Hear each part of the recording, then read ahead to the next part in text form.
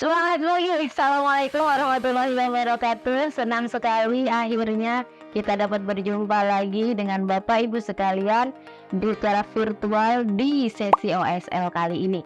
Perkenalkan, saya Madarus Buena, salah satu video suara di BPSDM Bio Minerba. Pada sesi ini kita akan masuk pada pembahasan teknik peledakan yang akan membahas tentang yang pertama, geometri peledakan, yang kedua, pola pengubaran untuk peledakan, yang ketiga, rangkaian dan pola peledakan. Baik Bapak Ibu sekalian, untuk pembahasan yang pertama kita akan membahas tentang geometri peledakan. Kalau kita berbicara tentang geometri, itu erat hubungannya dengan ukuran dan bentuk gitu ya. Nah, pada peledakan, geometri peledakan ini harus kita tentukan dengan tepat agar tujuan peledakan yang kita rencanakan dapat tercapai. Apa sih geometri peledakan itu? Yang pertama ada ukuran spasi, selanjutnya ada ukuran Barden, lalu ada kedalaman lubang ledak, ada ketinggian jenjang, selanjutnya ada panjang kolom isian, kemudian ada stemming, yang terakhir ada sabril. Nah, perhitungan-perhitungan ini harus ditentukan dengan tepat agar semuanya terukur. Selanjutnya kita akan membahas tentang pola pengobaran untuk peledakan. Setidaknya ada 4 yang biasa kita pakai di pertambangan yang ada di Indonesia, bahkan mungkin di dunia. Yang pertama yaitu pola bujur sangkar, artinya Barden dan spasi ukurannya sama.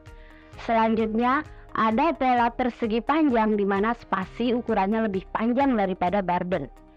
Kemudian yang ketiga ini ada pola staggered. Staggered atau zigzag ini bisa kita pakai pola bujur sangkar maupun pola persegi panjang. Akan tetapi yang umum dipakai adalah pola staggered atau zigzag yang persegi panjang. Desainnya atau gambarannya kalau dari tampak atas bisa Bapak Ibu saksikan di tayangan. Baik Bapak Ibu sekalian, selanjutnya kita akan membahas tentang rangkaian dan pola peledakan. Yang pertama kita akan membahas tentang rangkaian peledakan listrik. Artinya kita memakai metode peledakan dengan menggunakan detonator listrik. Rangkaian utamanya ada 2. Yang pertama yang seri, yang kedua adalah rangkaian paralel.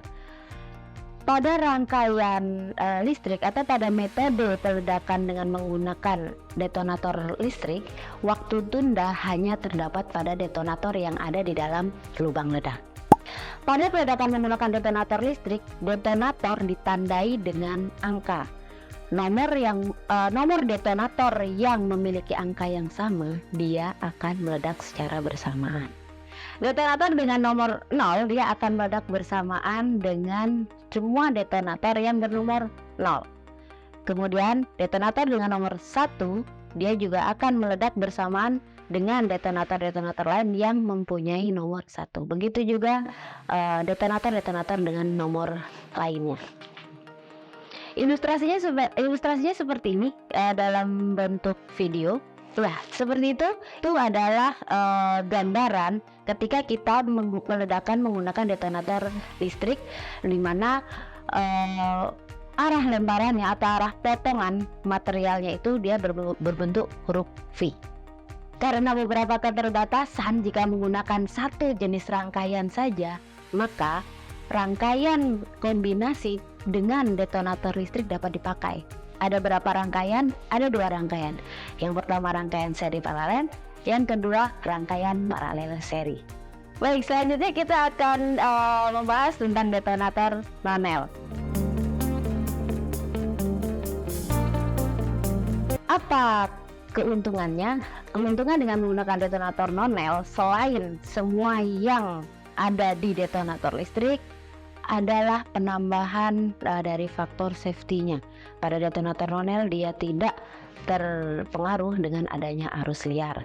Selain tidak terpengaruh dengan adanya arus liar, penggunaan delay atau waktu tunda antar lubang itu lebih fleksibel Bapak Ibu sekalian. Artinya apa? Artinya kita bisa menerapkan nonel ini pada lokasi atau pada jumlah lubang yang lebih besar lagi. Sistem waktu tunda yang diterapkan pada nonel ini dikendalikan oleh dua detonator. Yang pertama, detonator yang ada di permukaan atau biasa kita sebut dengan detonator surface atau terang line delay. Yang kedua dikendalikan oleh detonator yang masuk ke dalam lubang ledak atau in-hole delay detonator. Jadi, kalau Bapak Ibu ingin mengetahui waktu meledak aktual pada setiap lubang, Bapak Ibu harus menjumlahkan waktu tunda dari kedua detonator tersebut. Secara visual dapat dilihat sebagai berikut gambaran perangkaian menggunakan metode nonel. Ada yang berfungsi sebagai control line, ada yang berfungsi sebagai lead in line, ada yang berfungsi sebagai surface delay, dan dia ada yang berfungsi sebagai in-hole delay detonator. Tie-up adalah perangkaian non-L dari in-hole delay dengan surface delay di permukaan. Di dalamnya termasuk pengaturan waktu tunda dan lubang mana yang pertama kali diledakkan atau initiation point.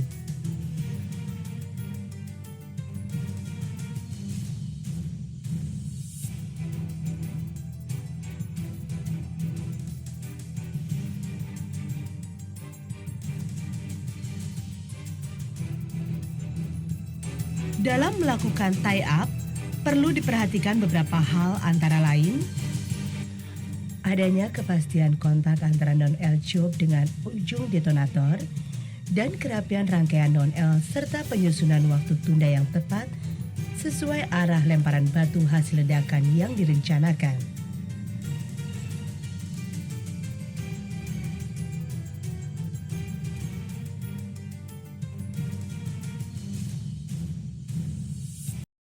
Selanjutnya, pola peledakan yang biasa dipakai ketika kita menerapkan atau menggunakan metode nonel atau non-elektrik. Yang pertama ada pola echelon, yang kedua adalah pola vicat, yang ketiga ada pola box cut, yang keempat ada pola center line, atau ada juga yang menyebutnya center lift, atau ada juga yang menyebutkannya pola diamond. Dan yang terakhir adalah pola peledakan row by row. Yang pertama adalah pola echelon. Ini adalah gambaran urut-urutan meledak pada pola echelon. Aktualnya tidak harus seperti ini Bapak Ibu, tergantung dari jumlah atau angka delay yang Bapak Ibu terapkan pada rangkaian. Untuk lebih jelas, urut-urutan meledak pada pola echelon dapat Bapak Ibu saksikan dalam video. Initiation point yang disingkat IP. Pada contoh rangkaian berikut ini, IP terletak di sudut rangkaian. Kemudian menentukan garis pengontrol arah ledakan atau control line secara echelon. Selanjutnya menentukan waktu tunda di permukaan atau surface dan di dalam lubang atau in-hole delay. Bapak Ibu, selanjutnya kita akan melihat bagaimana pola vicat pada metode nonel. Pola vicat dimulai dari IP-nya atau initiation point-nya dimulai dari tengah. Kemudian akan bergerak ke kiri dan ke kanan. Seperti pada gambaran atau ilustrasi yang Bapak Ibu saksikan saat ini. Pola lainnya yaitu pola box cut. Bagaimanakah gambaran atau ilustrasi pola box cut ini, kita akan lihat pada tayangan.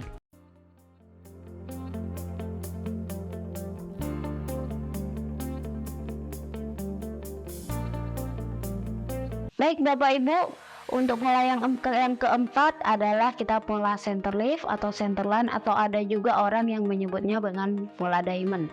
Seperti apakah gambarannya, kita akan saksikan pada tayangan.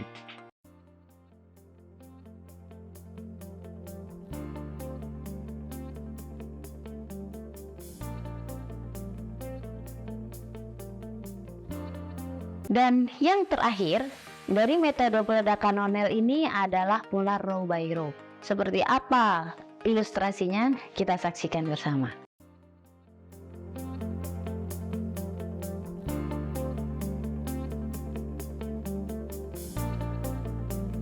Baik Bapak Ibu, demikian penjelasan tentang pola-pola peledakan ketika kita menggunakan detonator nonel. Baik Bapak Ibu sekalian, selanjutnya kita akan membahas sedikit membahas tentang pola peledakan dengan menggunakan elektronik detonator. Salah satu kelebihan dari penggunaan elektronik detonator adalah keleluasaan yang lebih luas lagi dalam hal penggunaan nilai delay atau waktu tunda antar lubang. Kita dapat secara langsung menanamkan waktu tunda atau waktu meledak aktual pada setiap detonator. Dan ketika kita mau merevisinya, kita dapat menghapusnya kembali. Adapun pola atau urut-urutan meledaknya biasa mengadopsi dari pola peledakan dengan menggunakan detonator nonel. Baik Bapak Ibu sekalian, ketika kita berbicara tentang teknik peledakan, paling tidak kita harus memahami 3 hal. Yang pertama yaitu bagaimana geometri peledakan yang akan kita terapkan. Yang kedua, bagaimana pola pengeboran untuk peledakan yang kita gunakan. Dan yang ketiga adalah bagaimana rangkaian dan pola peledakan itu kita terapkan sesuai dengan kondisi yang ada di lapangan.